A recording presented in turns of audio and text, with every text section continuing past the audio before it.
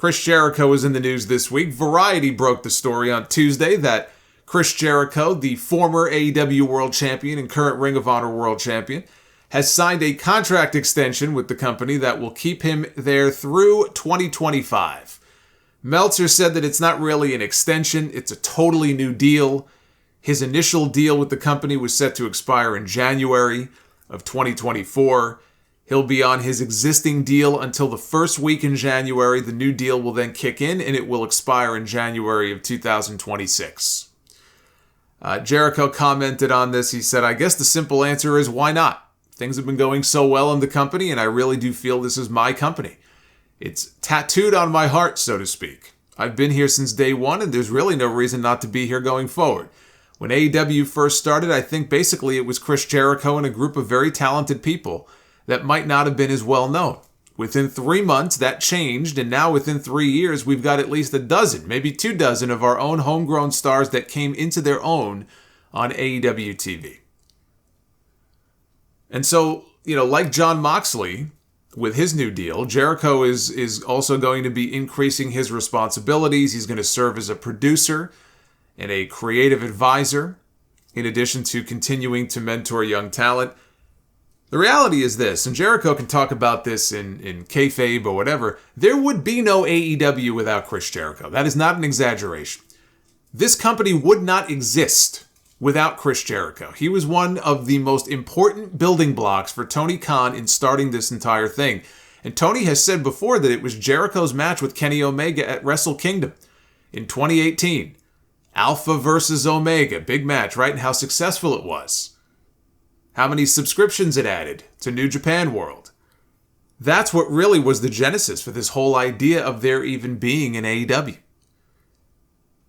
And Jericho was said to be a positive presence backstage after the whole brawl out situation. He stepped up. He and Jon Moxley and Bryan Danielson, they all stepped up to be the real locker room leaders after that all went down. And since they put that ROH title on him, Jericho has had a string of good matches on TV. He just had one the other night with Dalton Castle. He had one with Bandito. He's been going nonstop ever since he beat Claudio to win that ROH title. I think Moxley has been the MVP for this company this year, but locking him up and Jericho up is a big, big move for Tony Khan. And look, it just psychologically, it shows the rest of the roster. These guys are not interested in going anywhere else because the tide has turned.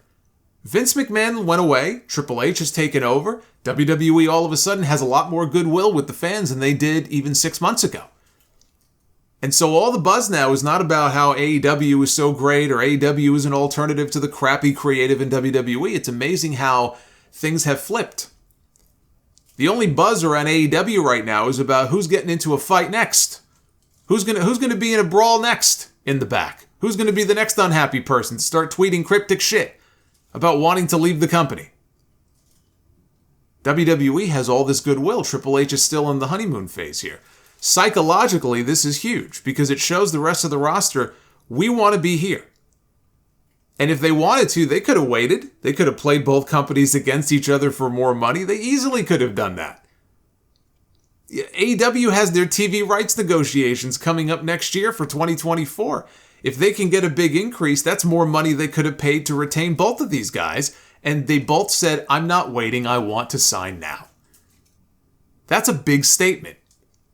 So they have Jericho locked down through the start of 2026, and Moxley is locked down through, I think, all of 2027.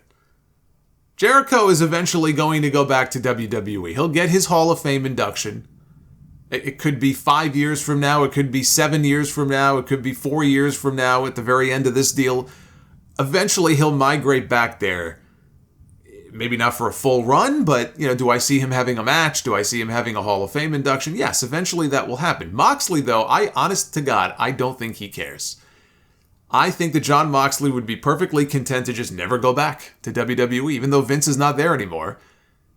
I think he would be perfectly content to just be with AEW, do stuff with New Japan, work the occasional indie shot. They want him for a Shield Hall of Fame induction in 10 years. Maybe he'll go back for that. But Jericho, I do see going back at some point.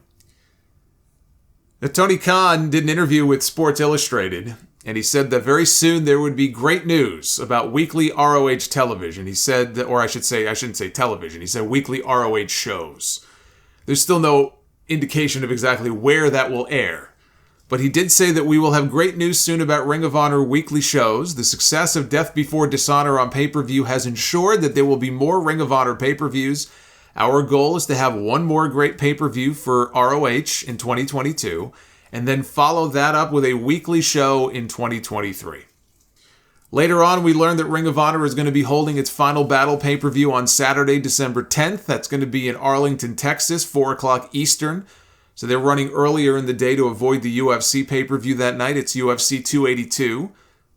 I would imagine that 10 p.m. I mean, they have the prelims, but the actual pay-per-view is at 10. But NXT is also running its next big show that day, calling it NXT Deadline at 8 p.m. So there shouldn't be any overlap with any of them, but that is going to be a very busy day. AEW is set to begin filming a new documentary series starting next month. Warner Brothers Discovery is moving ahead with a behind-the-scenes series focused on AEW that will follow several wrestlers around backstage. I like that first Fight Club movie, so this should be good.